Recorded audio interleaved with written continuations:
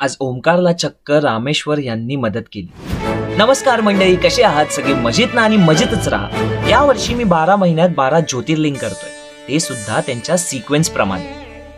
मल्लिकार्जुन ज्योतिर्लिंगचे सुंदर असे दर्शन करून सकाळच आम्ही निघालो लोकल साईट सीन साठी।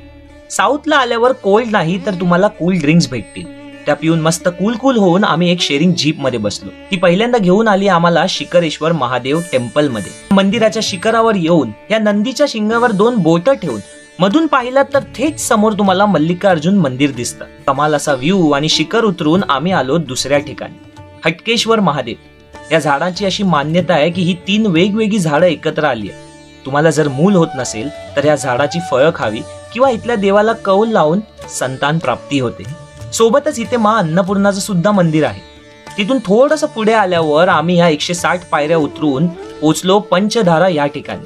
आणि तिथून पुढे गेलात की तुम्ही येता श्री साक्षी गणेश टेम्पलच्या इथे। मंदिरात दर्शन केल्याशिवाय मल्लिकार्जुन ज्योतिर्लिंगचं दर्शन पूर्ण होत नाही। आता मला इतकी सगळी माहिती मिळाली ती ह्या माणसामुळे। हाच सगळं आम्हाला सांगत होता, सोबत नेऊन दाखवत होता। जाता जाता मी ह्याला त्याचं नाव विचारलं, त्याचं नाव होतं रामेश्वर। जेव्हा ओमकार भेटला रामेश्वराला, कसलं भारी आहे ना। परतीचा प्रवास सुरू केला। रात्री 9ची ट्रेन होती म्हणून 11 वाजता चेकआउट करून निघालो। बस डेपोला गेलो तेव्हा समजलं की बस बुकिंग ऑनलाईन करावी लागेल, डायरेक्ट चालणार नाही। मग आता थिंक, ओ मी व्हॉट नेक्स्ट।